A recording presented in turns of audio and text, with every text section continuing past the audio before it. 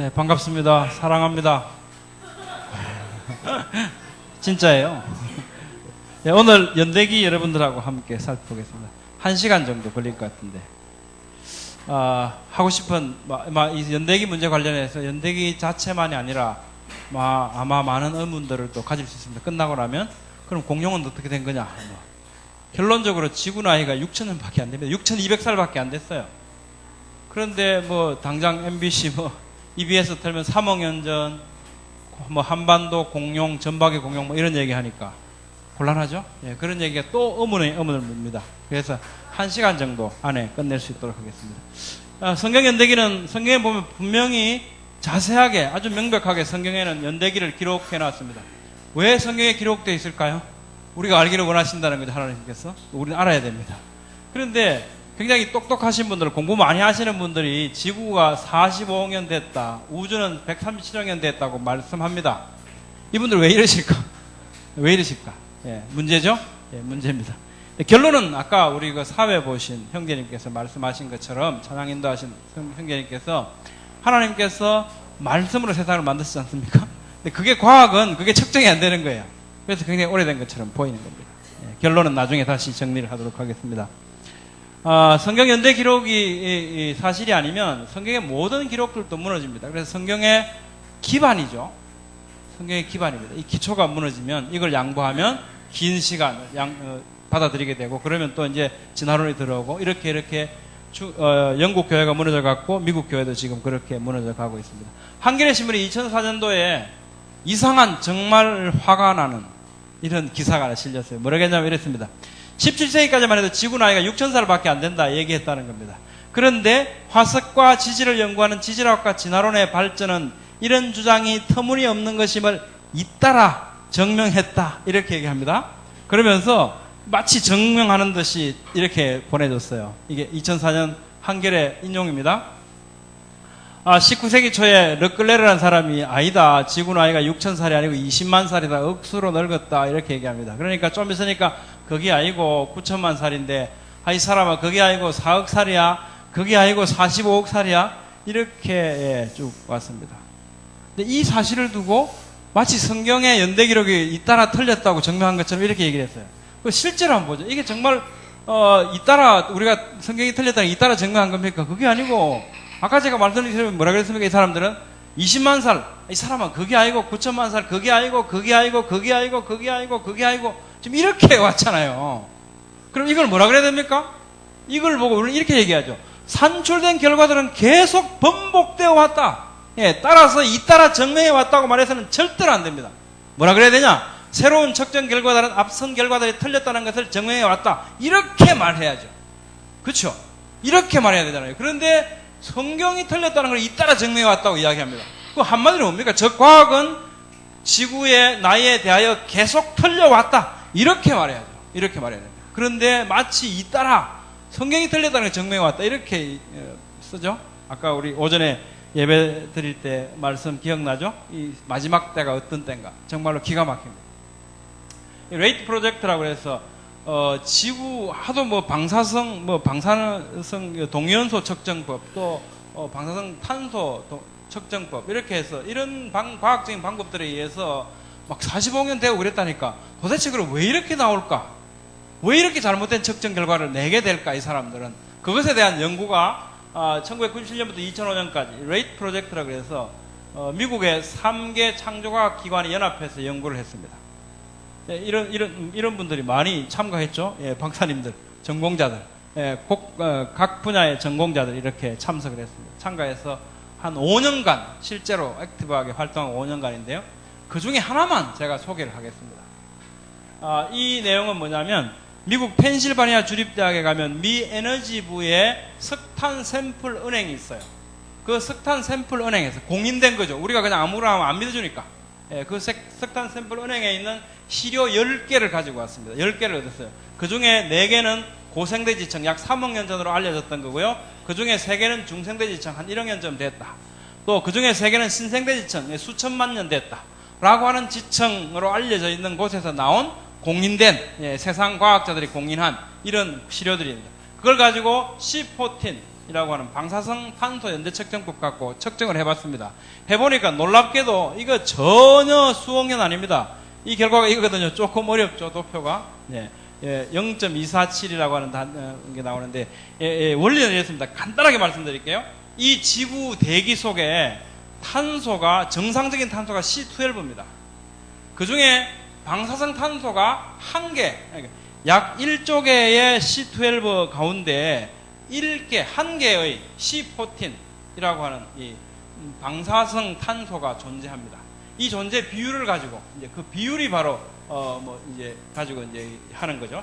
1조 대 1이다 그러면 지금 현재 모습이고요. 이게 이제 반감기가 2730년이니까, 5730년. 이제 비율이 얼마 되냐 이걸 갖고 따집니다. 복잡한 건 여러분들께서 나중에 필요하시면 저한테 문의하시면 메일로 보내드리겠습니다. 어쨌든 그 결과만 보면, 결과는 평균 0.247이거든요. 0.242 정도 됩니다. 그럼 한 5만 년밖에 안 됩니다. 그러니까 막 지금까지 수억 년 이렇게 됐다라고 하는 지청 속에서 나온 이 석탄을 실제로 방사성 탄소 연대 측정하니까 수만 년밖에 안 나오는 겁니다. 이것도 과학이죠. 수십억 년만 나왔다는 것도 과학이 아니고, 근데 과학적인 측정 결과들은 뭐냐면 아주 제각각입니다. 그러니까 과학은 알 수 없는 겁니다. 답을 찾질 못해요. 자, 실제로 그럼 우리 어디 있냐? 진실이 어디 있겠습니까? 성경에 있죠. 성경에 있습니다. 성경. 우선 성경의 연대기를 산출하고요. 창세기 1장에 하루 900세 이상 수명이 정말로 900년 이상 이 할아버지들이 사시는 거 맞느냐? 성경은 그렇게 의도했는가 살펴보려고 합니다. 골격과수를 간격이로는 오늘 시간이 없어서 생략할 겁니다. 다음에 기회가 되면 다시 말씀드리겠고요. 그러고 나면 이집트 표준 연대기하고 이제 대화를 시작해야 되고, 과학과 어떻게 대화할 것인가 이렇게 마무리를 지으려고 합니다. 창세기 5장에 보면 1대 할아버지 아담부터 10대 할아버지 노아까지 우리가 물어보지도 않았는데 누가 몇 세에 누구를 낳고 몇 살까지 사셨다, 이런 형식으로 다 기록해주고 있죠. 아담이 130세에 셋을 낳았다, 930세를 사셨다, 이렇게. 근데 이제 5장 32절 가면 조금 혼란스러워 보이는 모습이 한 군데 발견됩니다. 같이 한번 읽어볼게요. 시작. 노아가 500세 된 후에 셈과 함과 야벳을 낳았더라. 노아 할아버지가 셈을 몇 세에 낳았습니까? 500세에 낳았다고 했습니까? 500세 아니죠? 500세인지 아닌지 아직 모르겠습니다. 하여튼 세 분이 쌍둥이 아니니까, 그죠? 우리가 이제 궁금한 건 셈을 몇 세에 낳았냐. 이게 숙제입니다. 그리고 창세기 11장에 넘어가면 11대 할아버지부터 20대 할아버지까지 나와요. 11대 셈 할아버지 몇 세에 누구를 낳았다, 몇 살까지 사셨다 나옵니다. 11장 20절 함께 읽어봅니다. 시작. 데라는 70세에 아브라함과 나홀과 하란을 낳았더라. 데라가 70세에 누구를 낳았습니까? 아브라함을 몇 세에 낳았습니까? 아브라함 70세에 낳았다고 안 나왔죠? 이도 숙제입니다. 숙제. 몰라요? 찾아갈 겁니다. 이 두 가지를 이제 우선 숙제를 해결하고 나면 아담 연대기를 가는데요. 성경 속에다 답이 있죠. 노아 할아버지가 600세 될 때 한마뿔이라고 부르는 그 노아 홍수라고 부르는 하나님의 심판 사건이 있습니다. 그런데 11장 10절 보니까 셈의 조건이 아니라 셈은 100세 곧 홍수 후 2년에 셈이 100세가 됐대요. 홍수가 노아 몇 세에 나왔습니까? 노아 600세 될 때, 그죠? 홍수가 났어요. 홍수 2년이면 602세 또는 603세겠죠. 방주에 들어가 있었던 기간이 377일이거든요. 그러니까 이게 홍수 시작하는 시점으로 보면 602세가 됐고요. 홍수가 끝난 시점으로 603세가 됩니다. 홍수 2년이라고 하는 것은. 홍수 2년 이때에 셈이 100세가 됐대요. 그럼 어찌 됩니까? 홍수 시작으로 보면 502세에 셈을 낳은 게 되고, 또 홍수 끝난 시점으로 보면 503세에 낳은 걸로 되죠. 우리는 알 수 없습니다. 그래서 503세로 기준으로 잡고 1년에 오차 범위를 부여하겠습니다. 그렇죠? 자, 그 다음에 5장 32절 보니까, 그러면 셈과 함과 야벳을 낳았다 그랬는데, 9장 24절 보니까 그의 작은 아들 함이라는 거 확실해집니다. 그러면 노아가 503세 또는 502세에 셈을 낳았고, 함은 동생이면, 누가 500세에 누구를 낳겠습니까? 한 사람밖에 안 남았죠?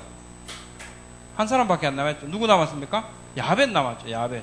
그러니까 순서가 어찌 됩니까? 500세에 야벳을 낳고, 503세에 셈을 낳고, 그 후에 함을 낳았다. 이렇게 되죠, 순서가. 이래 됩니다. 근데, 우리 킹제임스는 어찌 되어 있나 모르겠네요. 개역개정 보면 셈은 에벨 온 자손의 조상의 야벳의 형이라 되니까 잘못 번역이 되어 있죠. 아마 우리 킹제임스는 제대로 번역된 것 같은데 한번 찾아보시겠습니까? 10장 21절. 영어 성경 보면 셈, 그죠? 셈은 에벨의 온 자손의 조상이요 그 형 야벳의 동생이라 이렇게 나와 있습니다. 이렇게 되어 있습니까? 예, 되어 있습니까? 예, 야벳 형이라고 잘 번역되어 있죠. 개역 성경, 개역 개정은 잘못 번역되어 있습니다. 예. 그래서 이제 원어 히브리를 보면 셈은 형인 야벳의 형제다 이렇게 되어 있어요. 야벳 형이라는 거죠. 아브라함 출생연도 볼게요. 데라가 205세대에서 하란에서 죽습니다. 하나님께서 아브라함한테 가라. 그래서 갑니다. 이때 아브라함이 하란을 떠났을 때 나이가 75세였다. 데라가 몇 세에 죽었다고요? 몇 세에 죽었다고요? 205세에 죽었다 그래요. 데라가. 이때 아브라함이 몇 살이었습니까? 75세였죠. 데라는 아브라함을 몇 세에 낳았습니까? 이거 수학 아니죠? 예, 산수입니다. 130세에 낳았죠? 예, 130세에 낳았습니다. 두 군데 찾았죠. 자, 그 다음에 지금부터 아담 연대기를 이제 찾아갈 겁니다. 아담 연대기라는 것은 아담으로부터 그 사건이 몇 년대 후에 일어났냐 이 말이죠. 예. 아담으로부터 몇 년. 성경은 아담이 130세에 셋을 낳고 930세를 살았다. 셋이 105세에 에노스를 낳고 912세를 살았다. 이런 도표가 가능하도록 쭉 기록을 해주고 있죠. 자, 그럼 에노스의 아담 연대기는 몇 년이 되겠습니까? 아담이 130세에 셋을 낳고요. 그 다음에 셋이 105세에 에노스를 낳지 않습니까? 요 앞에 그 두 개를 더하면, 요렇게 더해가면 어찌 됩니까? 요거 더하는 거죠. 그러면 235년. 이것이 에노스의 아담 연대기죠. 예, 그렇습니다. 어문 없으시죠? 예, 없으시죠. 간단합니다. 이렇게 해서 쭉 우리 더해갈 수 있습니다. 더해가면 계산이 쭉 됩니다. 예. 노아는 아담 연대기로 1056년에 태어났습니다. 그 다음에 11장으로 넘어가죠. 셈이 노아 503세에 태어난 걸로 계산을 합니다. 그리고 1년 오차 범위를 주겠습니다. 예, 그러면 이제 셈이 노아가 503세에 셈 낳고 셈이 100세에 아르박사스를 낳고 쭉 갑니다. 예, 쭉 계산을 해가면 아브라함은 아담 연대기로 2009년에 태어났습니다. 2009년. 그 다음에 창세기 21장으로 넘어갑니다. 21장 넘어가면 아브라함이 100세에 이삭을 낳았대요. 창세기 25장에 보니까 이삭은 60세에 야곱을 낳았대요. 아브라함이 2009년에 아담 연대기 2009년에 태어났는데 100세에 이삭을 낳았고 이삭이 60세에 야곱을 낳았으니까 야곱은 아담 연대기 2169년에 태어난 거죠. 자, 여기서 우리가 만약 야곱이 BC 연대로 몇 년에 태어나는지 알면 아담이 몇 년 전에 BC 몇 년에 하나님께서 창조하셨는지 알 수 있게 되죠. BC 연대로 넘어가는 게 문제죠. 그 열쇠가 필요합니다. 그 열쇠가 우리에게 주어졌습니다.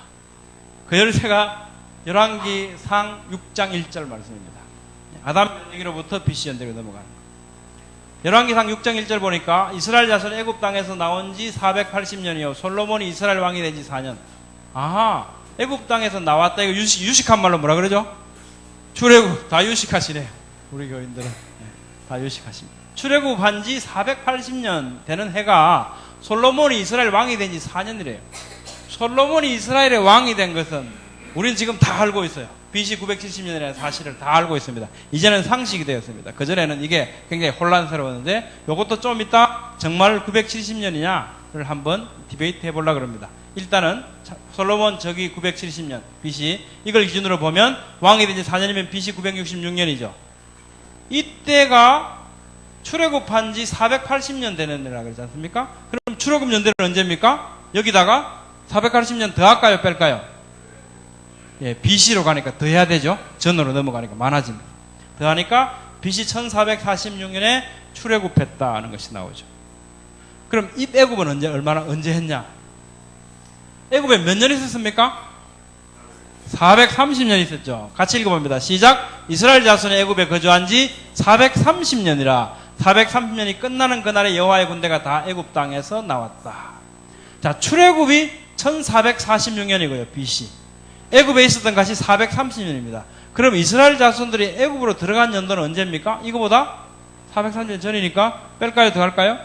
더 해야 되겠죠. 그러면 BC 1876년이 됩니다. 이때가 애굽으로 들어간 해입니다. 애굽으로 들어간 해. 이때부터 애굽 종살이가 시작된 거죠. 네. 그런데 누가 들어갔습니까? BC 1876년에 이스라엘이 들어갔죠. 이스라엘이 누굽니까? 야곱이죠, 야곱. 그렇습니다, 야곱. 야곱이 들어갔죠. 야곱이 몇 세 때 들어갔습니까? 우리가 물어보지 않은데 우리 대신 누가 물어봅니까? 바로가 물어봐요, 바로가. 예, 영감님, 어르신 연세가 얼마나 됩니까? 이렇게 물어보죠. 그러니까 뭐라 그러냐면 같이 읽어봅니다. 시작. 야곱이 바로에게 고하되 내 나그네 길의 세월이 130년입니다. 아하, 야곱이 애굽으로 이주한 때 나이가 130세구나. 이때가 BC 1876년이죠. 그러면 야곱의 출생은 몇 년입니까? BC? 더할까요? 뺄까요? 더 해야 되죠. 예, BC 2006년에 야곱이 태어났죠. BC 2006년에 태어났는데 이때가 아담 연대기 얼마였습니까? 2169년이었잖아요. 아까 아담 연대기 계산하니까 자, 이랬습니다. 아담 연대기를 계산하니까 야곱은 아담이 창조된 이래 2169년 후에 태어났고요. 이 야곱은 BC 연대로 2006년에 태어난 겁니다. 그럼 아담은 BC 몇 년에 창조되었습니까? 아까요, 뺄까요? 더 해야 되겠죠? 더하면 BC 4175년경이죠. 자, 성경에는 분명히 이게 기록되어 있습니다. 문제는 이게 기록되어 있다는 겁니다. 기록이 안 되어 있으면 우리는 연대 문제를 문제 삼을 필요 없습니다. 모르겠다. 예, 과학이 이렇게 하면 그럴 수도 있다. 저렇게 하면 그럴 수도 있다. 과학이 계속 틀리면 오케이, 그것도 내가 이해한다. 예. 그런데 그게 아니고 성경은 너무나 명확하게 이렇게 말씀하고 있습니다. 여기에는 25년의 오차 범위를 줘야 됩니다. 왜냐하면 누가 몇 세에 누구를 낳았다는데 몇 세 몇 개월째 낳았는지 안 나와 있죠. 거기에는 꼭지마다 1년의 오차 범위를 주면 최대 오차 범위가 되겠죠. 그거 이상 더 오차가 발생할 수가 없죠. 최대 오차 범위. 그런데 22대 할아버지까지 넘어갔잖아요.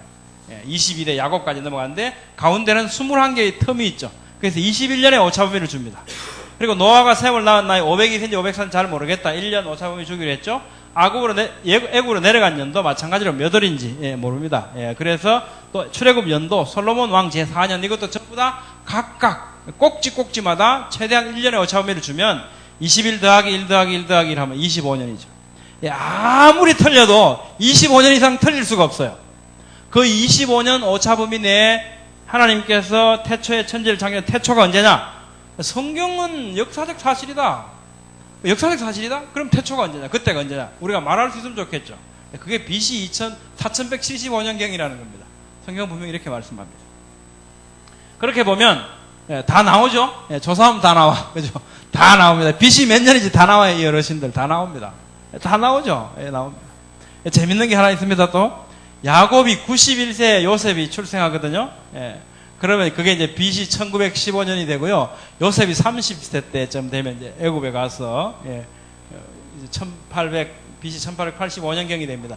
요걸 기억하면서 다음으로 한번 넘어가 보겠습니다. 자, 그러면 창세기 4대 사건이 다 BC 몇 년인지 이제 계산이 됩니다.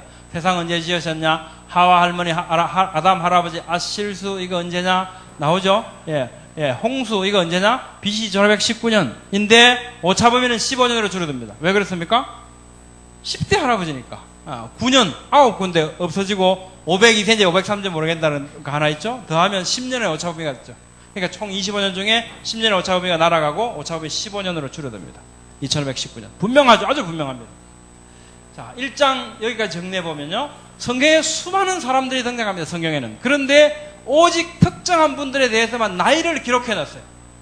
그럼 왜 그분들의 나이를 기록했을까? 의미 있죠? 의미 있죠. 그분들의 나이만 기록된 것은 분명한 의미가 있습니다. 그게 무슨 의미일까요? 그걸 통해서 우리에게 그때가 언제인지 분명하게 알려줍니다. 자, 이제 창세기 1장 정말 이제 우리는 그 기록된 그대로 계산을 일단 했고요. 세상 사람들은 세상 과학적인 이야기들을 들으면서, 그 주장들을 들으면서, 야, 우리가 성경을 잘못 해석하는 것이 아닐까? 45억년이라는 그 사람들이 똑똑한 사람들인데 45억년이라고 그랬는데 우리 6,000년, 6,200년 이거 뭐 좀 잘못 해석하는 거 아닌가? 이런 생각을 하면서 타협을 시도한 적이 있습니다. 그 중에 하나가 날시대 이론, 데이에이지 티어리라고 그러죠. 창세기 1장의 하루가 한 시대를 의미하는 게 아닐까? 뭐 이런 상상입니다.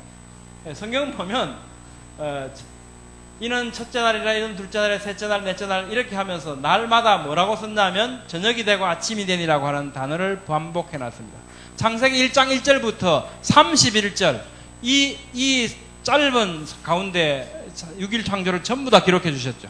7일째 되는 날은 창조 활동을 안 하셨단 말이죠. 그래서 2장 1절에 3절로 이렇게 넘어가 있는 거예요. 그래서 이 31절 속에 6일 동안 창조를 다 기록해 줬습니다. 그러니까 거기는 굉장히 절제되고 절약되고 한마디로 엑기스만 기록되어졌습니다. 그리고 그것은 우리가 오해하지 않도록 쉽게 기록해 주셨겠죠. 그렇게 컨덴스된 절약된 이런 표현 속에서 저녁이 되고 아침이 되리라고 한 번만 말씀해도 우리가 알아들을 것 같지 않습니까? 그럼에도 불구하고 전부 다 날마다 앞에 전부 저녁이 되고 아침이 되리가 다 붙어 있습니다. 왜 이렇게 붙어놨을까요? 굳이 왜 이렇게 붙여놨을까? 자, 그 저녁, 그 아침, 저녁이 되고 아침이 되는 이 첫째 날이다. 그러니까 긴 이상한 기간으로 상상하지 말라는 거예요. 저녁 되고 아침 되면 그 하루라는 거죠. 근데 그것도 또 사람들이 뭐 아침은 역사의 여명기고 뭐 저녁은 또 긴 역사의 뭐 이렇게 황혼기고 이 이상한 상상을 할까봐 하나님께서는 또 성경의 기록을 통해서 우리에게 장치를 주셨습니다. 뭐라고 했냐면 그 앞에 이렇게 기록해놨어요.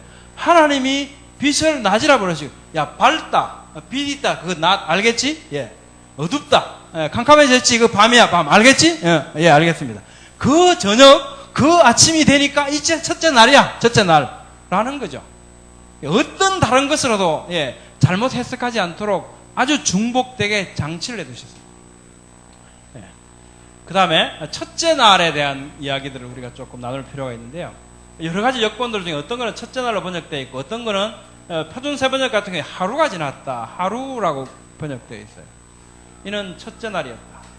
물론 그것은 결과론적으로 태초의 첫날은 첫째 날이었습니다. 결과론적으로 보면.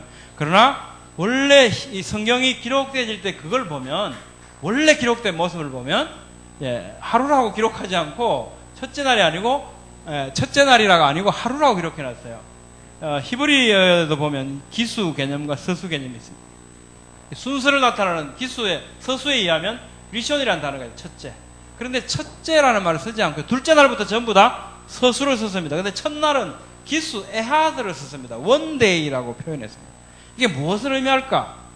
두 가지 의미가 있습니다. 먼저는 이거죠. 태초에 하나님께서 처음에 하루를 창조하신 그 시점으로 우리가 돌아가 보면 그 날은 이 세상에는 오직 그날밖에 존재하지 않죠. 그러니까 날이 그날밖에 존재하지 않으니까 첫째, 둘째라고 하는 게 존재할 수가 없죠. 서수가 순서가 존재할 수가 없어요. 그래서 기수를 쓸 수밖에 없는 거죠. 기수를 써야 정확한 거죠. 또 하나는 뭐냐면 원데이라고 하는 하루가 정의된 거죠. 하루라는 시간을 창조하신 겁니다.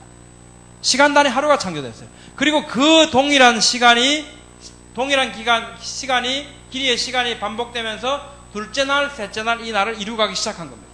첫날에 첫째 날 에하드라고 하는 기수는 바로 그런 의미를 가지고 있죠. 하루는 24시간. 하루가 왜 이렇게 기냐? 하루가 왜 이렇게 짧으냐? 왜 그렇습니까? 태초 6일째 첫날 하나님께서 하루를 고만한 길이로 만드셨다는 거예요. 그 다음에 창세기 1장 14절부터 19절이 하나의 문단으로 기록되어 있는데 거기 보면 하나님이 이르신 하늘의 궁창의 광명체들이 낮과 밤을 나뉘게 하시고 그것들로 계절과 날과 해를 이루게 하라. 저녁이 되고 아침이 되니 넷째 날이다. 이 빨간 글씨가 전부 뭡니까? 시간 단위죠. 시간 단위. 전부 시간 단위죠. 이 여러 가지 1년이라는 것과 계절이라는 것과 하루라는 시간 이런 시간 단위들이 전부 다 같이 서술되어 있으면서 넷째 날이라고 표현하고 있습니다. 이 날은 뭡니까? 이걸 이상한 다른 긴 기간으로 번역 이거 이상하게 하면 이거 앞에 의사전달이 전혀 안 되죠. 하나님께서는 의사전달에 둔하신 분이 아니시죠. 이건 틀림없이 넷째 날 우리 일상적인 하루일 수밖에 없다는 거예요. 출애굽기에 보면 내 하나님의 안식일이다. 안식일 이거 안 지키면 죽여라 그러지 않습니까? 안식일은 우리가 쉬는 날이지만 우리가 지켜야 하는 날이죠. 안식일은 그냥 쉬는 날이 아니죠. 왜냐하면 그러면서 이제 설명을 합니다. 이유를 설명하시죠. 한번 읽어보죠. 시작. 이는 엿새 동안에 나 여호와가 하늘과 땅과 바다와 그 가운데 모든 것을 만들고 일곱째 날에 쉬었습니다. 이유가 이거라는 겁니다. 하나님께서 안식일을 지켜야 하는 이유가 이거라는 겁니다. 그러니까 이 날을 안 지키면 어떻게 해요? 나무하러 갔다가 맞아 죽죠. 아주 심각합니다. 아주 삶과 죽음의 문제예요. 안식일. 그러면서 그 이유를 설명하시는데 그 이유가 6일 동안 창조하시고 7째 날 하나님께서 안식하셨다는 거예요. 이것은 어떻게 보면 우리가 지금 생각해보면 이것은 하나님에 대한 신앙 고백이었던 것 같아요. 신앙 고백. 하나님이 6일 동안 창조하시고 7째 날 쉬었다는 것을 고백해라. 이거 고백하지 않으면 죽이라는 거죠. 예. 그냥 쉬는 날하고 다르죠? 네, 다릅니다. 31장에도 기록되어 있죠. 이는 안식일 지켜라. 이는 엿새 동안 천지를 창조하고 7째 날을 쉬었다. 그래서 7째 날 안식일 날을 얼마나 쉬었습니까? 몇 년 쉬었습니까? 아니죠. 24시간 하루를 안식일로 지켰지 않습니까? 그렇다면 앞에 있는 엿새도 뭐예요? 바로 우리가 일상적으로 살아가는 엿새, 그 엿새일 수밖에 없죠. 그래야 말이 되죠. 예. 그러니까 6일 동안 천지를 창조하셨다는 것은 분명히 우리 일상적인 하루이지 어떤 긴 기간을 의미할 수 없다는 겁니다. 예. 성경은 분명히 일장의 하루가 실제 하루라고 서술하고 있습니다. 자, 900살까지 살았다. 이러니까 그때는 혹시 1개월을 한 살로 계수하지 않았을까? 저희 국방대학교에 있는 동기 교수들 가운데도 열심히 교회 신앙생활하는 그 친구들도 그런 얘기를 합니다. 밥 먹다가 이런 얘기를 하면, 야, 그때는 아마 1개월을 한 살로 뭐 쳤겠지. 이렇게 얘기합니다. 그래서 제가 논문을 줬어요.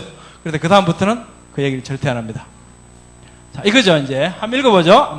같이 시작. 마할랄렐은 65세에 야렛을 낳았고, 야렛을 낳은 후 830년을 지내며 자녀를 낳았으며, 그는 895세를 살고 죽었다. 895세를 살았대요. 야, 이거 어떻게 된 거야?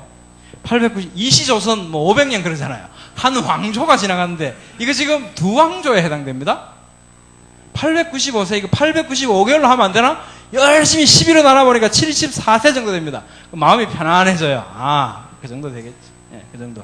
그런데 앞에 뭐라 그랬습니까? 65세 야렛을 낳았대요. 65개월짜리가 애를 낳았다? 4살 배기가 애를 낳았다는 겁니다. 지금 큰일 났죠? 네. 말이 안 되죠? 말이 안 됩니다. 성경은 몇 살까지 사셨다라고 하는 이런 모든 기록들을요, 몇 세에 누구를 낳고 몇 살을 사셨다고 기록해놨습니다. 두 개를 연결시켜놨어요. 왜 이렇게 연결시켜놨을까요? 그리고 성경은 누가 몇 세에 누구를 낳고 몇 살까지 사셨다는 것을 전부 문단으로 나눠놨습니다. 자, 앞뒤를 잠궈놨어요. 하나의 문단으로 나눠놨습니다. 자, 이걸 보면 창세기 5장, 11장 족보가 전부 이렇게 장치되어 있습니다. 누가 몇 세에 낳고 몇 살까지 살았다는 거예요. 그러니까 이 몇 살이라고 하는 나이를 다른 걸로 줄일 수가 없어요. 왜? 몇 살에 낳았다는 것 때문에. 기록된 그대로 우리는 받아들일 수밖에 없도록 장치되어 있다는 겁니다.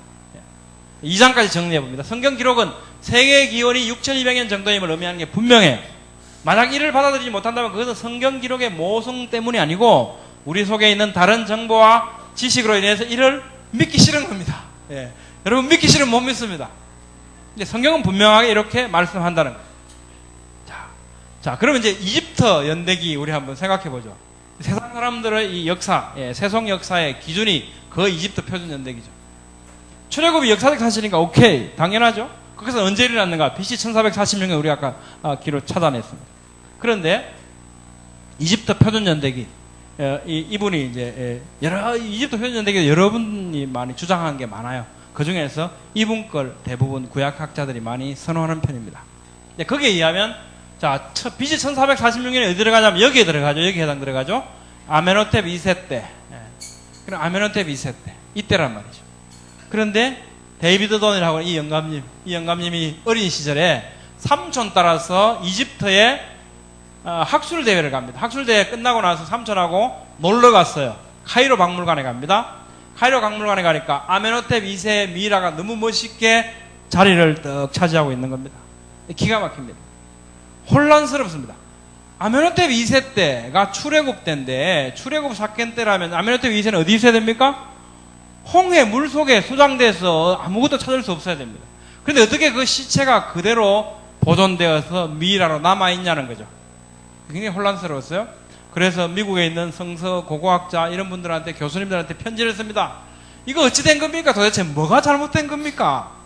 답이 옵니다. 답이 오는데 전부 다 뭐라 그러냐면 나도 잘 모르겠는데 네가 말아봐라. 그렇게 답을 합니다. 그래서 이 사람은 평생을 바쳐서 그럼 내가 알아보겠습니다 하고 자기가 알아봤어요. 그래서 성경 고고학자가 됐습니다. 결국 이분이 아메노텝 2세 미이라 때문에 이분이 이걸 발견했어요. 이집트 연대기에 문제가 있다. 어떻게 문제가 있냐? 이제 평생을 바쳐서 많은 증거 자료를 우리한테 제공했는데 그 중에 가장 알기 쉽고 명확한 하나를 여러분들에게 소개해 드리는 겁니다. 이집트 연대기에 의하면 BC 1200년에 히타이트가 소멸되었습니다. 완전히 없애버렸어요. 히타이트는 우리 성경에 헷 족속으로 기록되어 있는 그 민족들이죠. 그런데 아수르 연대기를 보니까 역사 속에 BC 700년, 500년이 지나졌습니다. 500년이 지났는데 히타이트하고 전쟁을 하고 있습니다. 500년 전에 없어진 히타이트하고. 이상한 일이죠? 그래서 그 왕들의 이름을 보니까 여기서 이집트가 싸우고 있는 히타이트의 왕들의 이름하고 500년 후에 아수르가 싸우고 있는 히타이트의 왕들의 이름이 똑같아요. 가라. 그래서 뭔가 이상하다 이거. 열심히 연구를 합니다. 해보니까 결론적으로 이런 겁니다. 이집트 역사에는 여러 왕들이 동시에 통치했던 적이 여러 번 있었다는 겁니다. 이 이집트 왕조를 이렇게 연대를 계산한 사람은 AD 300년에 마네토라고 하는 사람, 마네토라는 사람. 이 사람이 그 당시에 자신이 자기에게 가용했던 자료들을 가지고 이렇게 엮은 거예요, 엮은 거. 근데 그러면서 그 사람 얘기도 그 얘기합니다. 어떤 때는 70명의 바로들이 존재한 적이 있다는 겁니다. 그때는 뭐 핸드폰도 없지 않습니까? 내가 바로다 그러는데 뭐 저쪽에서 바로가 있는지 없는지도 몰라요. 나도 바로다 여기 있어, 그죠? 니도 바로냐? 이쪽에 나도 바로다. 이집트 워낙 크니까 막 다 바로래요. 그러니까 서적들 이제 마네토가 여러 자료들을 모았죠. 보니까 얘도 바로고 얘도 바로니까 얘를 막 순서대로 끼워놓은 거죠. 그러니까 동시대에 있던 사람들이 이렇게 동시대에 있던 사람들은 마치 누구한테 물려준 것처럼 이렇게 일렬 종대로 세운 거죠. 횡대로 세워야 될 걸 종대로 세운 겁니다. 그러면서 이집트 역사가 쭉 길어졌어요. 500년 이상. 길게는 한 700년까지 길어졌습니다. 이래서 이제 이분이 그 이유를 찾아내죠. 그럼 이집트 연대기에 맞는지 아수르 연대기에 맞는지 우리 어떻게 하냐? 당신 말 어떻게 믿냐? 이게 또 에드윈 알릴레라는 분이 이분은 뭐 때문에 고민했냐면요. 아수르 연대기 이게 나오는데 이분이 아수르 연대기를 이제 찾아서 이렇게 천문학적으로 증명된 연대라는 걸 찾아내기까지는 어떤 경로가 있었냐면 여러분들이 잘 성경을 보시면 열왕기 연대하고 역대기 연대가 틀려요. 왕 11년에 왕이 됐다, 저쪽 나라의 왕이 됐다 그러고, 아니, 저쪽에 보니까 왕 12년에 왕이 됐다 그러고, 막 틀립니다. 어떤 데는 막 수십 년이 틀리는 것처럼 보여요. 굉장히 혼란스럽죠? 에드윈 알릴레는 견딜 수가 없습니다. 그래서 이걸 찾아내느라고 평생을 바칩니다. 그래서 히브리 왕들의 연대기라고 하는 책을, 마지막 산물로 내놓으면서 우리에게 이게 성경이 잘못된 것이 아니고 계산하는 방법의 차이다는 우리에게 알려주죠. 그것에 의해서 아수르 연대기의 정확성이 우리에게 밝혀지는데요. 아수르 연대기가 어떤 연수를 말할 때는 태양력을 따른 겁니다. 그런데 놀랍고도 고맙게도 이 연대기 속에 천체 현상들이 기록되어 있어요. 일식이 있었다, 월식이 있었다 이런 겁니다. 근데 일식, 월식 이런 건 뭡니까? 태양이나 별들은 일정한 궤도를 따라서 자기 주기에 따라서 움직이지 않습니까? 이게 천문학적으로 데이팅이 돼요. 컴퓨터에 집어넣으면. 그렇게 보니까 예를 들면 불사갈레라는 연호, 에포님 해에 시마누 달에 일식이 있었다 이런 기록들은 천문학자들의 계산에 의하면 BC 763년 6월 15일로 명확하게 판명이 되어 나오는 거예요. 그러니까 이 아수르 연대기는 확실하게 천문학적으로 증명된 연대로 알려지게 됩니다. 그러면서 이제 아수르하고 이스라엘 사이에 공동의 사건 기록이 있죠. 그게 이제 그 중에 크게 두 개의 연대기 기둥이 있는데요. 하나가 열왕기하 18장 13절입니다. 히스기야 왕 14년에 예루살렘 성이 포위됐다. 이게 아수르 산해립 때 사건인데 주전 701년이라고 하는 게 밝혀집니다. 그 다음에 이스라엘의 예후가 즉위하고 유다의 아달랴가 통치 시작한 것이 주전 841년으로 확정이 됩니다. 이것이 두 개가 히브리 왕들의 연대기의 두 기둥이 됩니다. 이건 천문학적으로 증명된 연대라는 거죠. 이것에 의해서 이제 쭉 히브리 연대기를 쭉 정리를 해내는데 그 중에 보면 솔로몬 저기가 그 계산에 의하면 BC 970년이라고 하는 게 명확하게 찾아집니다. 그래서 아까 우리가 솔로몬 저기를 BC 970년으로 해서 성경 연대기를 기록해 계산해 낸 거죠. 그러니까 이런 거죠. 아수르 연대기는 천문학적으로 증명된 연대기고요. 지금도 증명이 가능한 연대고 그것에 의해서 이스라엘 연대기가 정리되었기 때문에 모든 연대는 여기를 기준으로 해서 맞춰져야 돼요. 이거하고 안 맞는 연대는 틀린 겁니다. 한마디로. 이것에 따라서 데이비드 돈의 시도는 옳다. 왜 옳습니까? 이집트 연대기가 틀렸다. 아수르 연대기를 따랐거든. 그럼 이렇게 되는 거죠. 왜 표준 이집트 연대기가 문제가 되냐면요. 이겁니다. 이집트 표준 연대기에 의하면 노아홍수 사건이 여기가 있는데 이게 지금 BC 3000년 아까 우리 계산하면 2519년이란 말이죠. BC 2519년. 지금부터 한 4500년 전 사건입니다. 그런데 이집트 표준연대기에 의하면 BC 3000년경부터 이 역사가, 유구한 역사가 간단 없이 지속되어 오고 있다고 기록하고 있습니다. 이걸 보고 성경 고고학자는 어떻게 되겠습니까? 이 거대한 이 세상 풍조, 이 세상 세속 이 역사를 감당할 수가 없는 거예요. 이거 아니다 그러면 왕따 당하는 겁니다. 자기는 학자로서. 그러니까 어떻게 하냐면 이 홍수 사건이 국제적인 홍수였다. 이렇게 타협하기 시작한 겁니다. 연대 문제는 굉장히 다른 많은 사건들하고 연관되어 있습니다. 그럴 리가 없겠죠. 데이비드 도는 여기에 대해서 이제 다시 이게 아까 말씀드린 대로 잘못되었다는 걸 발견하고 보정을 하기 시작합니다. 신왕국 3중간기 후대 왕조 시대 이걸 쭉 마네토는 연결이 이렇게 늘어났지만 실제로 조사해 보니까 이게 동시대더라는 거죠. 동시대더라. 그래서 이렇게 정리돼야 된다. 이렇게 정리. 그 다음에 1중간기 1중간기가 2중간기 이게 같은 시대입니다. 실제로 보니까 같은 시대더라. 그래서 이것은 여호수아 사사기 시대입니다. 이걸 이렇게 정리를 해냅니다. 그리고 초기 왕국과 고왕국도 반 이상이 뭐 거의 겹쳐졌습니다. 거의. 그래서 이것도 이렇게 정리가 되더라. 이렇게 정리를 해보고 나니까 바벨탑 사건 이후에 이집트가 세워지고 아브라함, 요셉, 모세 이런 연대들이 정리가 되더라는 거죠. 그렇다면 이집트의 조상은 도대체 누구였을까? 창세기 50장 11절 보니까 그 땅 거민 가나안 백성들이 아담 마당의 애통을 보고 이르되 애굽 사람들의 큰 애통이라 했으므로 그 이름을 에벨 미스라임, 미스라임 사람들의 큰 애통이다. 이집트 사람들이 누구냐? 이 미스라임이라는 사람입니다. 미스라임.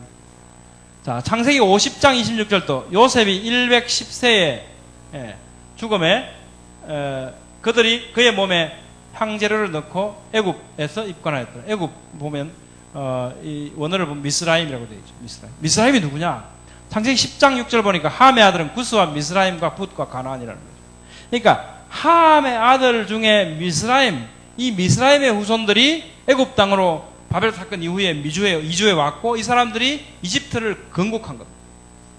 그래서 제가 작년에 이스탄불에 갔던 적이 있습니다. 우리 학생들하고 특히 이스탄불 박물관 가니까 이집트 코너에 미실이라고 지금도 써 있습니다. 이렇게 부릅니다. 미스라임입니다. 라임, 아임 하는 거는 이제 격변화를 해서 뭐 복수형이 되고 이럴 때 이제 뒤에 붙여진 의미죠. 의미. 자, 이집트는 바벨탑 사건 후에 함의 아들 미스라임의 후손들이 수립되었고요. 이렇게 해서 연대기가 정리가 되어집니다.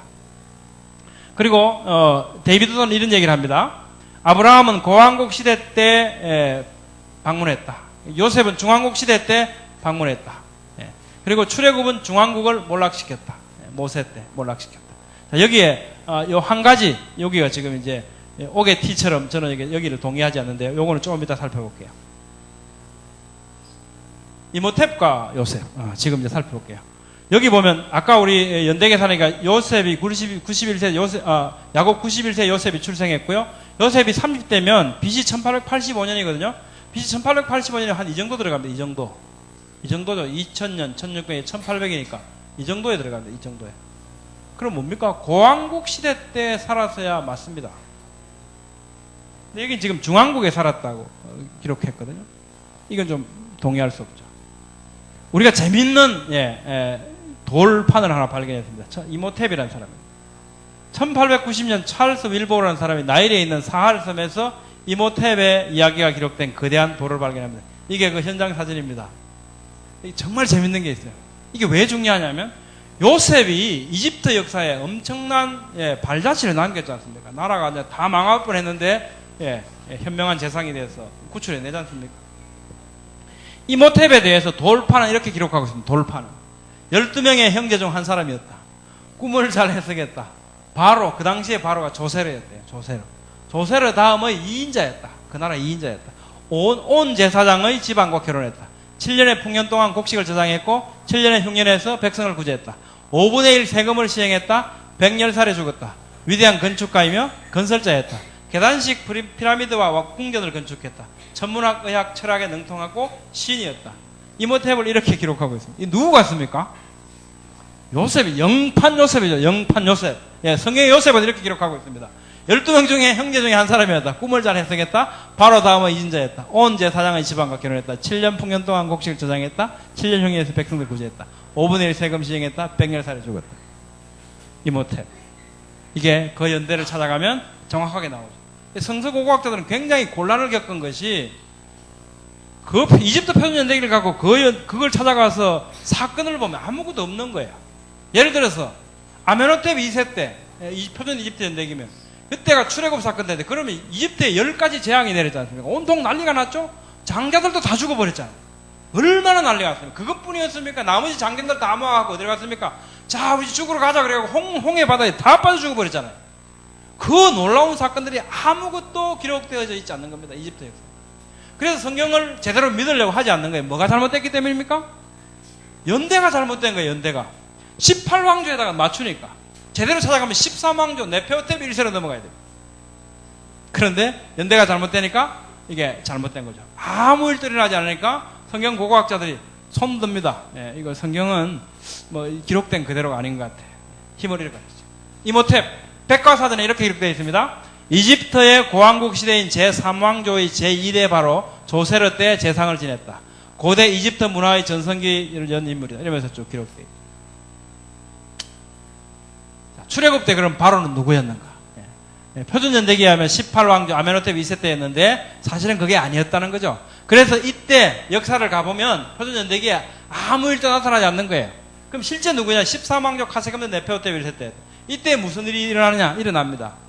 이 왕조가 끝나면서 이후에 이민족 힉소스가 들어와서 15왕조, 16왕조에 등극해서 약 108년 동안 이집트를 다스립니다.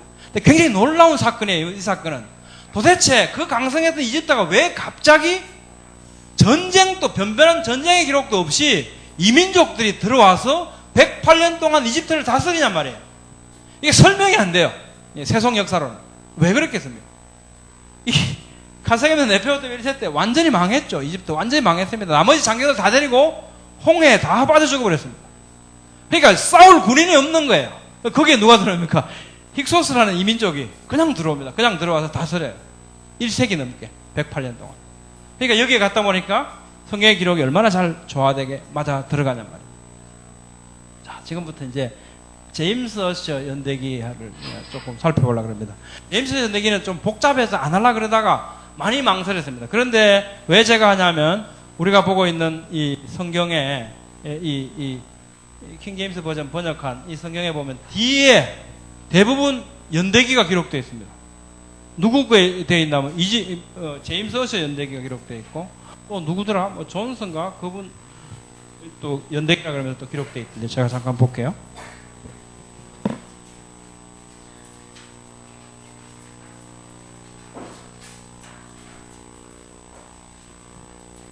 제가 가진 이 성경에 보면 본 연대기는 존스 박사가 저술한 구약 성경 연대기다 그러면서 쭉 또 기록해놨습니다. 여기 보면 BC 4004년으로 기록해놨습니다.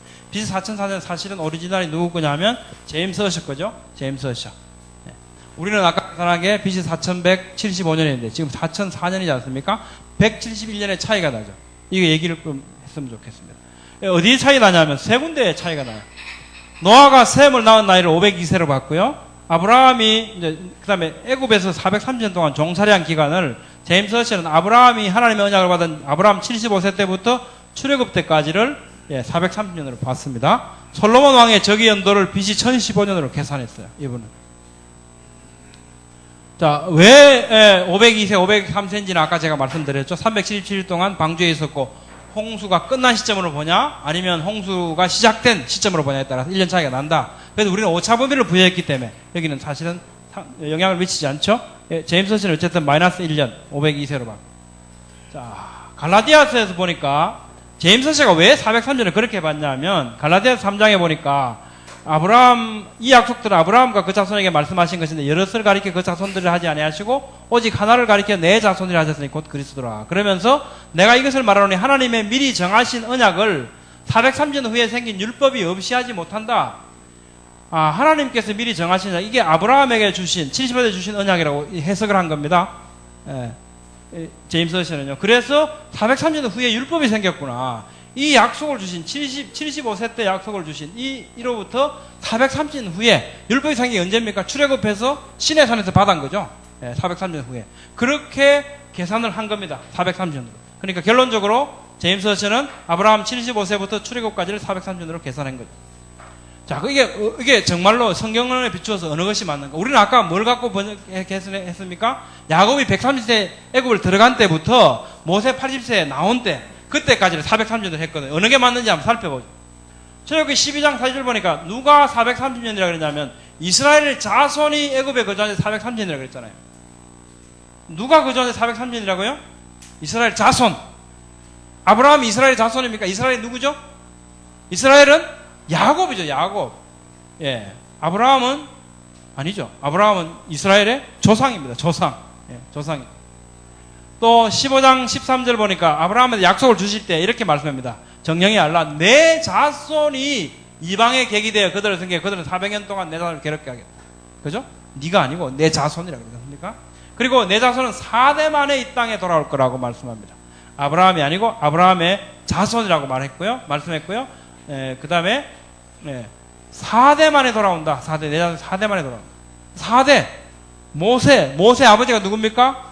아므람이죠. 아므람 아버지가 누굽니까? 고앗입니다. 고앗의 아버지가 누굽니까? 레위죠. 레위. 야곱은 어디 갔냐? 야곱은 들어갈 때 이미 130세였어요. 레위가 그 당시에 43세 정도 됐습니다. 이제 야곱의 세대는 같고 그 아들 세대였죠. 그 세대는. 그래서 이걸 계산해 보면 레위, 고앗, 아므람, 모세 이렇게 해서 4대 만에 돌아오는 것이 가능해지는 겁니다. 만약에 아브라함부터 치면 어찌 됩니까? 레위 위에 야곱이 있죠. 그 위에 이삭이 있죠. 그 위에 아브라함이 7대가 돼버려요. 7대. 4대 만에 돌아오는 게 안 되고. 유다 지파를 쫓아서 제가 또 계산해 봤어요. 해보니까 유다 1대, 2대, 세라, 3대, 삽디, 4대, 갈미 때 나옵니다. 출애굽합니다. 이것도 마찬가지로 4대 만에 출애굽한 게 되죠. 그런데 사람들은 이제 또 4대가 정말 430년이 되는가를 이제 질문해요. 4대가 430년, 한 대가 100년이 넘는다. 좀 의심스러울 수 있겠죠. 보통 사람들. 예. 그런데 성경은 기가 막히게 깜짝 놀랐습니다. 정말 저는 여기 이 부분을 보고요 소름이 끼쳐서 소름이. 어쩌면 이렇게 성경에 기가 막히게 우리가 필요로 한 이 나이들을 기록해 주셨을까? 이 부분에 출애굽 6장에 보면요 여러 사람들이 등장해요. 그런데 우리가 아까 네 분의 그 어르신들, 그 어르신들의 나이만 기록되어 있습니다. 몇 살까지 살았는지. 그것 때문에 우리는 430년이 과연 4대가 되는지 안 되는지를 확인해 볼 수가 있는 거예요. 너무 깜짝 놀랐어요. 소름이 쫙 끼치더라고요. 자, 이 많은 분들, 그죠? 왜 하필 굳이 레위, 고핫, 아므람 나이만, 어째서 이분들만 기록하고 있을까? 정말 놀랍습니다. 마치 오늘날 우리가 4대에 걸쳐 어떻게 430년이 되었는지를 물음에 대비하여 그것이 사실임을 보여주기 위해 기록한 것으로 보입니다. 출애굽 6장 16절입니다. 레위의 아들 때 이름은 이렇다. 그러면서 연치대로 일어나니 게르손과 고핫과 머라리요. 레위의 수는 137세다. 게르손의 아들들은 그 가족들이 림니와 시므이요. 다른 사람이 나이 이야기 안 하죠? 고핫의 아들은 아므람과 이건데 고핫의 수는 130세라. 예, 지금 보십시오. 고핫의 수만 나오죠. 게르손, 머라리에 대해서는 나이 안 나옵니다. 그 다음에 또 아므람이 그렇게 해서 모세를 낳았는데 아므람이 137세를 살았다. 이렇게 기록하고 있습니다. 이분들의 나이만 나와요. 그래서 이걸 갖고 우리는 가상이지만 시나리오를 만들어 볼 수 있어요. 이게 제가 가상해본 가능한 시나리오입니다. 레위가 이제 들어갈 때가 43세였거든요. 이때가 야곱이 130세거든요. 레위가 137세 살았고, 137세 이렇게 살았단 말이에요. 모세 8대 출애굽했고. 그러면 레위가 132세에 고핫을 낳고, 고핫이 129세에 아므람을 낳고, 아므람이 132세에 모세를 낳았다. 이러면 딱 4대 만에 430년 딱 들어갑니다. 전혀 벗어나지 않습니다. 정말 놀랍죠. 애굽 기간 동안 어떤 목사님 한 분이 인터넷에서 이렇게 반대 이런 걸 올려놓으셨어요. 기가 막히게 어떤 목사님께서 뭐라 그러냐면 이게 에브라임을 찾아가면 에브라임 역대상이거든요. 에브라임이 아들을 낳았다 그러면서 누구를 낳고 요수아까지 오는데 10대입니다. 10대. 10대다. 이게 지대로 된 거고 앞에 4대 된 거는 중간에 막 빠진 거다 이런 얘기를 해요. 그렇지 않죠. 레위 계보 생략이 있다 이런 얘기를 합니다. 어떻게 그렇게 하겠습니까? 자, 레위가 137세를 살았잖아요. 25세 애 낳고, 50세에도 애 낳고, 75세 애 낳고, 100살에 애 낳고, 125세 애 또 낳았어요. 그렇게 낳았다면 25세 낳아가 50대 될 때 또 하나 낳죠. 그 다음에 손자가 또 하나 낳고, 정손자가 애 낳고, 6대가 2대와 동갑내기가 돼서 동시에 태어나요. 같은 해에 태어났는데 얘가 자기 6대 할아버지야. 왜냐하면 레위가 낳았으니까. 그렇죠. 이게 가능해집니다. 그러니까 이 430년 기간은 4대도 가능해지고요. 20대 이상까지도 가능해집니다. 이게 에브라임 계보가 10대에 이른다고 해서 레위 계보나 유다 계보가 빠졌다? 전혀 그것은 어불성설입니다. 그럴 염려 전혀 없습니다. 자, 그럼 130세 지나도 애 낳을 수 있냐? 낳죠. 아브라함 할아버지가 참 재미있으신 분이죠. 137세에 사라가 127세에 돌아가시지 않습니까? 돌아가셨는데 할머니가. 그러고 나서 아브라함은 이제 나이가 많은 노인이 됐어요. 25장 읽어봅니다. 시작. 아브라함이 다시 아내를 맞아들였는데 그의 이름은 거두라이다. 그와 아브라함 사이에서 시므란과 욕산과 머단과 미디안과 이스박과 수아가 태어났다. 어떻습니까? 지금 이때는 아마도 사라가 죽고 나서 최소한 수년이 흘렀겠죠. 137세에 지금 부인이 돌아가셨단 말이에요. 140세 넘을 거 아닙니까? 넘어서 재혼하셨는데 그래갖고 지금 최소한 6명의 아들을 낳았죠. 그러니까 뭐 130세에서 애를 어찌 낳습니까? 전혀 그렇지 않죠? 같은 세대입니다. 같은 세대. 할아버지, 그죠? 손자 이런 관계죠. 레위. 성경 주석들의 견해를 보면요. 프리세트 성경에도 보면 430년 이것은 야곱이 애굽으로 올라간 때부터 출애굽한 때까지 기간이다. 디럭스 컬러 성경에도 주석에 보면 이렇게 얘기해놨습니다. 430년 이거는 야곱이 애굽으로 내려간 때부터 모세 출애굽 때까지 기간을 말한다. 아가페 큰글 성경에도 430년 야곱이 애굽으로 내려간 때부터 모세 출애굽 쭉 이렇게 기록하고 있죠. 네. 오늘날 다 이렇게 동의합니다. 그런데 그러면 뭐 우리 어셔 대주교 그분은 뭐 무식했냐? 그렇지 않죠. 얼마나 열정적으로 연구했습니까?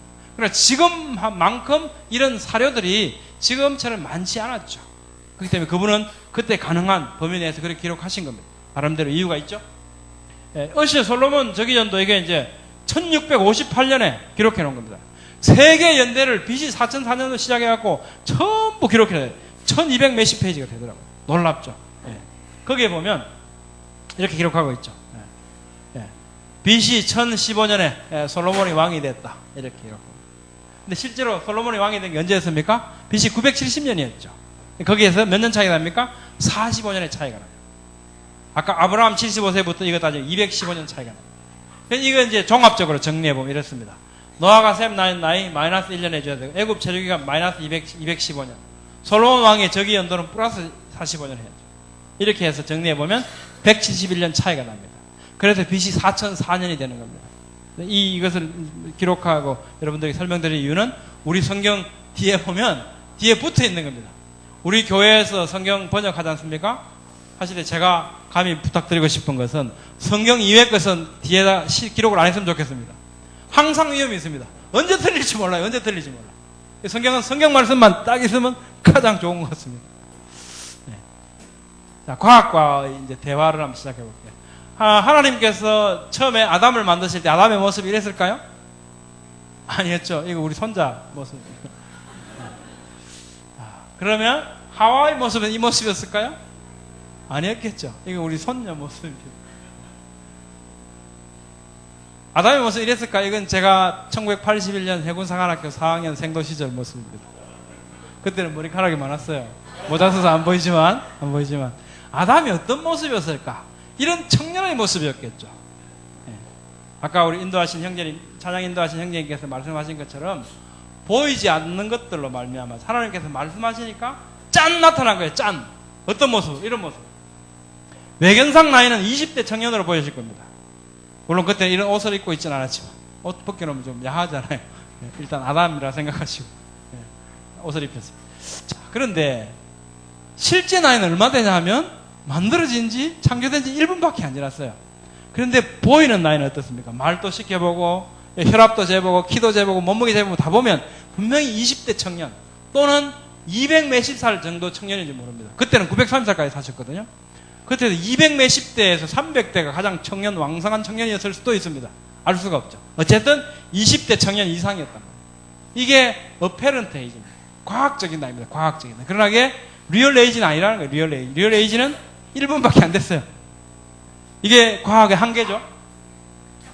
하나님께서 성년 아담을 만드셨죠. 다 다스리라 그랬지 않습니까? 이 아담에게는 소년기, 뭐 청년기, 소년기, 유아기 이런 거 없죠. 태아기 이런 게 없죠. 갑자기 아담이 시작됩니다.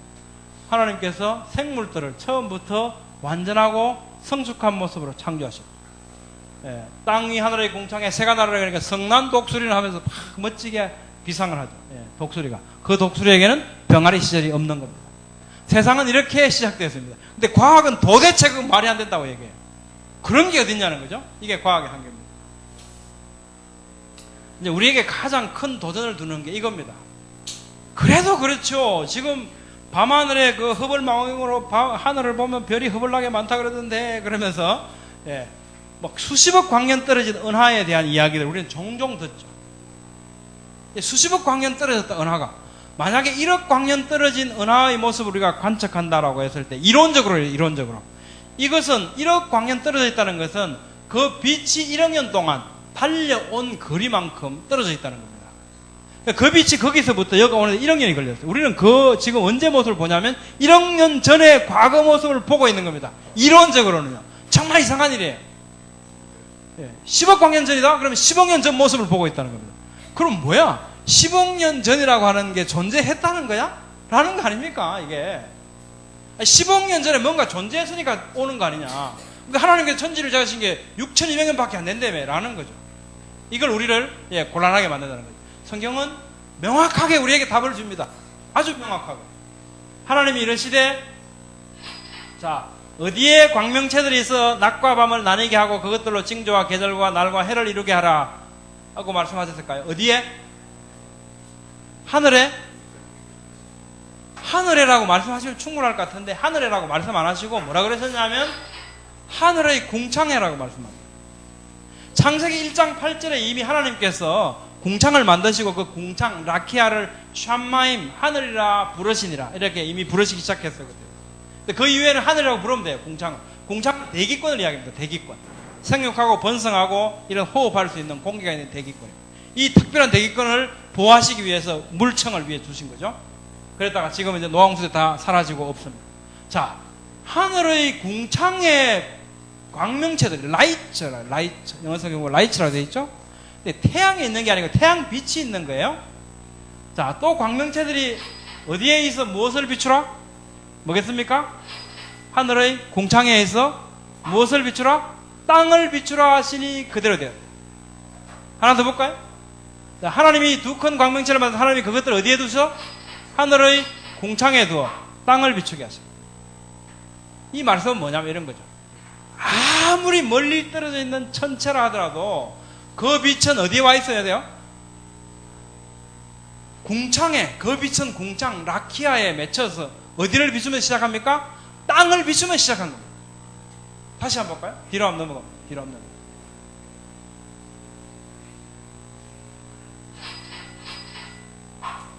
자, 그 광명체들이, 빛들이 천체는 아무리 멀리 떨어져도 상관없습니다. 멀리 떨어져 있어요. 그 빛들은 이미 어디에 와 있습니까? 궁창에 와서 맺혀 있고, 이게 무엇을 비추면 시작합니까? 땅을 비추면서 시작되었습니다. 마치 아담에게 청년기, 유아기가 없이 성년 아담이 시작된 것처럼, 성난 독수리한테 병아리 시절이 없이 시작된 것처럼, 이 우주는 뭐예요? 청년기, 유아기가 없습니다. 완전한 성년 우주로 시작되었다. 아무리 멀리 떨어져 있더라도 그것은 이미 이 빛이 닿아서 땅을 비추고 있는 상태에서 시작되라고 하나님이 말씀하셨어요. 그러니까 그대로 되었다라고 말씀합니다. 그런데 지금 우리 눈에 보일 때 아무리 멀리 떨어진 별빛이 지금 우리 눈에 보인다 하더라도 그것은 그만한 세월이 흘러서 여기에 와 있는 것이 아니고 처음부터 여기에 와 닿아 있는 상태로 시작되었다고 말씀한다는 거죠. 자, 이제 마지막 마무리를 하겠습니다. 우리 이 세계 속에는, 우리가 살아가는 세계 속에는 초과학적 사실, 과학적 사실들이 막 혼재하죠. 근데 오늘날 사람들은 과학주의, 이성주의에 오염되어져 있는 경향이 많습니다. 무슨 얘기냐면 이성적으로 과학적으로 바라봤을 때 그게 아닌 것 같으면 사실이 아닌 것처럼 생각하려는 경향이 생겨난 겁니다. 과학은 사실을 다 담아내지 못하죠. 담아내지 못합니다. 우리는 하나님의 임재를 가끔씩 체험하죠. 우리 천국이 있다? 예수님 우리를 그랬다? 과학적이지 않습니다. 하나님이 말씀하시니까 세상이 생겨났어요. 빛이 생겨났어요. 이게 과학적입니까? 그렇지 않죠. 그건 사실입니다. 그러나 과학은 그것을 설명해내지 못하죠. 이게 과학의 한계입니다. 우리는 그 과학이 네가 한계가 무엇인지를 알려줄 필요가 있습니다. 그리고 과학자들은 왜 그렇게 얘기하는지를 우리는 이해해야 돼요. 이해해야 돼요. 사람들은 그 틀 속에서, 그 과정 속에서 오랜 시간이라고 하는 주장을 하고 있다는 거예요. 자, 이제 우리는 좀 어느 정도 해결이 되었으면 좋겠습니다. 그죠? 왜 이분들이 이렇게 얘기하는지. 왜 이 시간표가 있을까? 한번 보죠.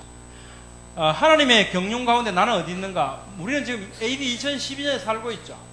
그런데 이 시간표가 없다고 생각해 보면 정말 황량합니다. 이게 태초에 그랬는데 태초가 언제인지 모르겠어요. 태초에 그랬는데 태초가 언제인지 모르겠어요. 예수님이 오셔서 2000년 전에 그건 확실해요.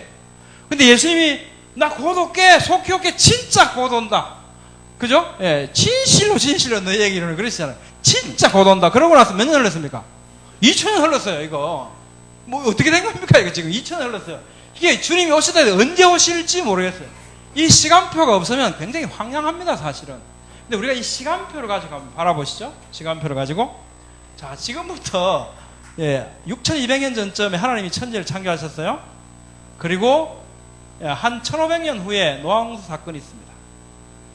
그리고 한 250년 정도 지나고 벨렉 때에 바벨탑 사건이 있습니다. 그리고 한 2300년이 지나고 나서 예수님이 오셨어요. 고독해. 그리고 가셨습니다. 그리고 한 2000년 지났습니다. 2000년. 이 시간표를 가지고 주님이 오실 날을 보면 오실 때 된 것 같아요. 오실 때 된 것 같아요.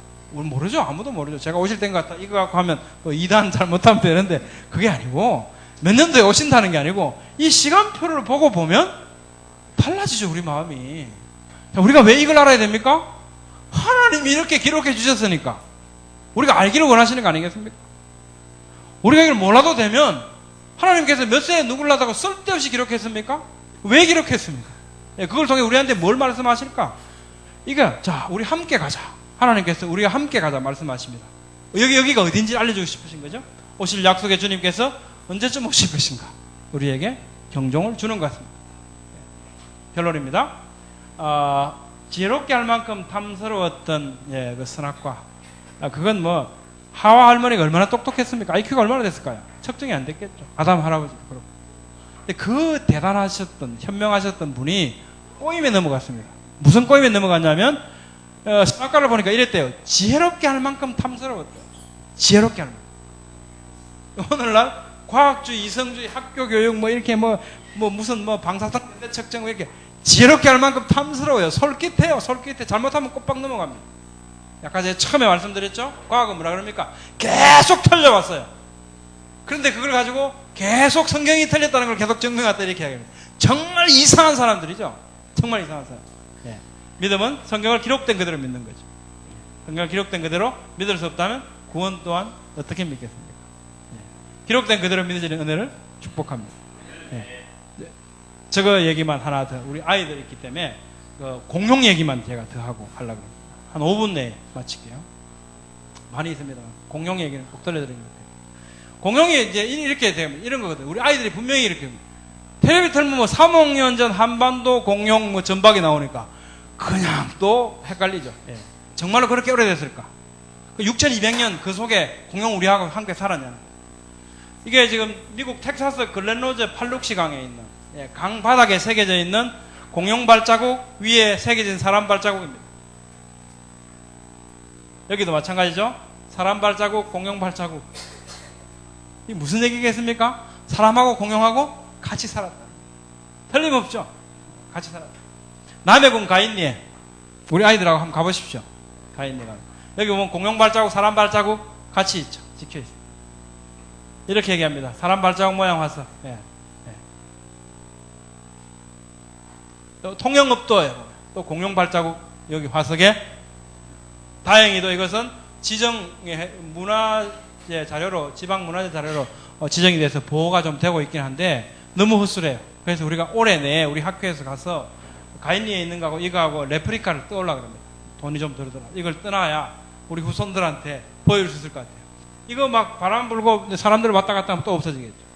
이게 뭐 이래 되죠. 이 바위에는 공룡의 것으로 보이는 발톱 조기형 102개와 네 다리로 걷는 초식 공룡 발자국 40개 외에 사람의 것으로 보이는 조기형 3개가 선명히 찍혀 있다. 이렇게 이야기합니다. 홍영시에서 사람하고 공룡하고 같이 살았다. KBS 뉴스에 2006년 12월 27일. 이제 이게 어디냐면 그 캄보디아 가시면 여러분들 어디 가실 거냐면 분명히 앙코르와트 가시겠죠. 앙코르와트 사원에 있는 기둥에 있는 이 세계지입니다. 기둥에 새겨 있는 공룡 스테고사우루스. 이게 캄보디아 사원 앙코르와트가 12세기에 만들어진 거예요. 지금부터 800년 전입니다. 그런데 이렇게 선명하게 얘를 새겨놨어요. 작년 국방대학교 우리 합참대 학생들이 가서 찍어온 겁니다. 요거 달러 딱 나가 실제 크기 보시기 좋게 했죠. 뭡니까 이게? 이게 뭐지? 무슨 공룡입니까? 스테고사우루스 알죠? 예, 초등학생들 이름 잘합니다. 어른들은 몰라요. 뭐 브론토사우루스가 뭔지, 뭐 티라노사우루스 렉스가 뭔지, 뭐 초등학생들 압니다. 예, 스테고사우루스. 정확하게 이게 새겨져 있습니다. 어떻게 이렇게 정확하게 새겼을까요? 800년 전에. 같이 살았으니까. 같이 살았. 2005년 3월 25일 사이언스에 나왔던 건데, 이 몬테나주 땅내 7천만 년 전 티라노사우루스 렉스 대퇴골에서 이런 적혈구들이 나와요. 한번 생각해 보시죠. 이게 같은 얘기 MSNBC에도 보도됩니다. 무슨 얘기냐면 몬테나주 땅 밑에서 이 티라노사우루스 렉스의 대퇴골 화석을 끄집어냈는데 그 화석에 이런 살점들이 붙어 있다는 거예요. 이 시뻘건 살점들이 붙어 있는데 이게 7천만 년 됐답니다. 화나죠, 화가 나요. 미쳤지. 정말 미쳤지. 그죠? 아니 7천만 년이 됐으면 돌비가 돼, 돌덩어리가 돼 있든지 아니면 썩어서 없어져야지. 어떻게 이렇게 붉은 살점들이 이렇게 존재해난 말이에요. 근데 이게 7천만 년 됐대. 왜 7천만 년 됐다고 얘기할까요? 공룡이니까. 7천만 년. 이렇게 얘기하죠. 이거 한번 읽어볼까요? 시작. 티라노사우루스 렉스의 대퇴골로부터 얻어진 조직은 유연성과 탄력성을 아직도 가지고 있어서 잡아 늘렸을 때 다시 원래 위치로 되돌아갔다. 이게 7천만 년 됐대요. 핀셋으로 이거 잡았다가 땡기니까 다시 탁 들어가더라. 이런 탄력성을 유지하고 있대, 이 살덩어리가. 근데 이게 7천만 년 됐대요. 이게 과학적입니까, 이게? 이게 이성적인 해석입니까? 미쳤죠. 말이 안 되는 거예요. 이게 오늘날 과학이라는 겁니다. 과학에 속지 마십시오. 400년 전만 해도 뭐라 그랬습니까? 지구 다 평평하다 그랬어요. 태양 돈다 그랬습니다. 지구 둥글다는 얘기 안 했습니다. 그게 과학입니다. 답답하죠. 이게 뭐 2000년 한글에도 나오고 난리 났었죠. 2007년 조선일보에 보면 1억 년 전 공룡뼈를 마을 주민들이 뼈라기 국끓여서 몸보신했대요. 지역 주민들이 지난 20년 동안 공룡뼈를 재료로 만든 공룡 설렁탕 및 가루약을 먹었다.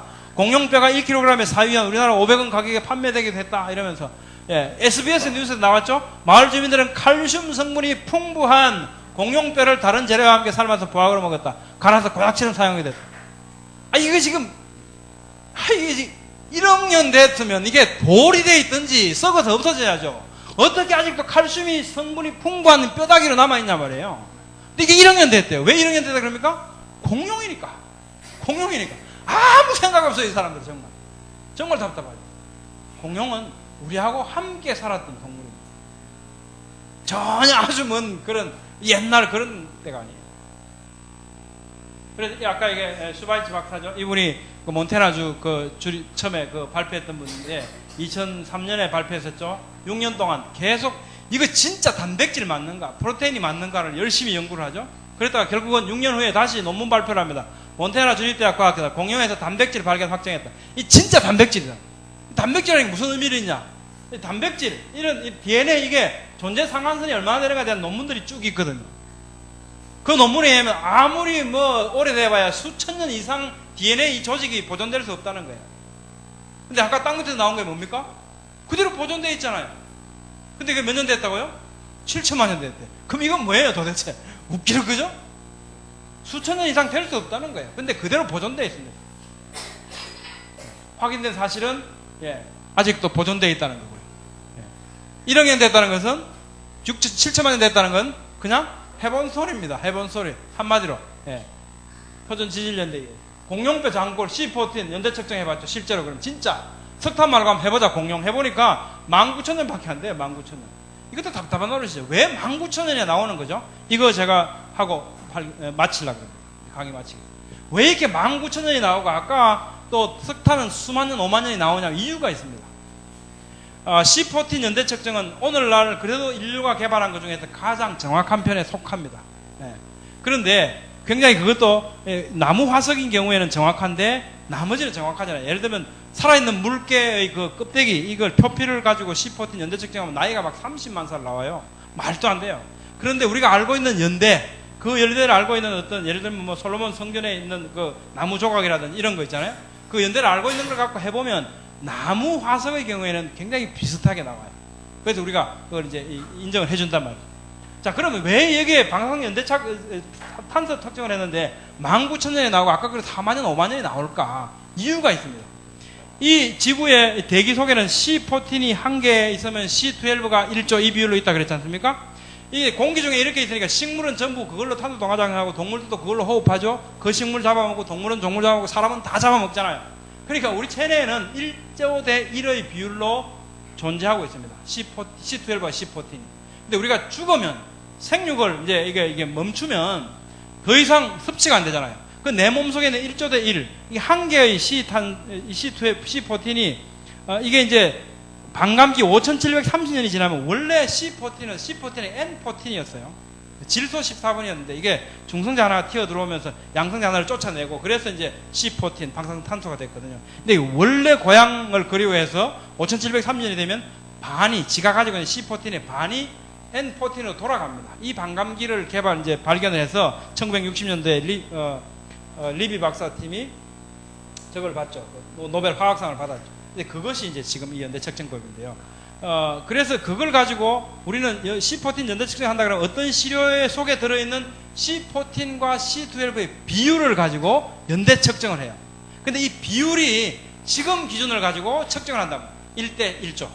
그러면 이게 무슨 의미를 갖고 있나 이것은? 지금 우리 자기장이 있잖아요. 자기장. N극에서. 이 자기장이 무슨 역할을 하냐면 방사능들이 막 들어와요. 태양풍 이런 걸 막 들어옵니다. 이걸 전부 다 지켜주는 게 이제 지구 자기장이 지켜준단 말이에요. 독수리 오형제가 아니고 얘들이 지켜줘요. 그러니까 이 지구 자기장이 강하면 강할수록 방사선들은 잘 못 들어와요. 근데 미국 텍사스 주립대학의 바네사 박사팀이 160년 동안 대를 거쳐서 데이팅을 했는데 그걸 보니까 1400년이 반감기라는 거예요. 뭐가? 지구 자기장이 점점 옅어지고 있대요. 얼마 안 있으면 지구 자기장 전부 다 흩어져 갖고 결국 종말이 옵니다. 어느 모로 보나 옵니다. 지구 자기장이 1400년이 반감기다. 그러니까 지금부터 1400년 전에는 지구 자기장이 2배로 강했다. 2800년 전에는 4배로 강했다는 거예요. 지구 자기장이 강하면 방사선들이 잘 못 들어왔겠죠. 못 들어오면 대기 중에는 C14이 덜 만들어졌겠죠. 그 당시에는 C12 몇 조개 중에 겨우 한 개가 있었단 말이에요. 그 기준을 지금 1조 대 1의 비율로 가지고 보니까 얘는 뭐 5조개 중에 하나밖에 없어요. 근데 보니까 와 반감기가 여러 번 지났네? 수만 년 지났구나 이렇게 판단하는 거죠. 근데 실제는 뭡니까? 원래 개는 개에 묻힐 때는 어떻게 해요? 그 당시 대기에는 C14이 그거밖에 없었어요. 왜? 지구장이 강하기 때문에. 또 하나는 뭐냐면 노홍수 때 수청이 다 무너졌죠. 수청이 있으면 어떻게 되겠습니까? 방사능 잘 못 들어왔겠죠? 홍수 이전에는 C14이 굉장히 미약했을 거예요. 적었을 거예요. 그러니까 그 당시에 묻혔던 그 시료들은 뭡니까? 이미 C14이 굉장히 적은 상태예요. 근데 그걸 지금 이제 끄집어낸 거야. 끄집어내고 보니까 C14이 얼마 없네. 억수로 오래됐나봐요. 그래 몇만 년 됐다 이야기한다는 거죠. 이해되시죠? 그래서 그렇습니다. 이런 비율들을 전부 다 리저너블하게 적용을 하면 실제로 6,000년 이상 되는 게 없습니다. 전부 그 안에 들어. 오늘 강의가 좀 길었는데 죄송합니다. 여기까지 하겠습니다. 감사합니다.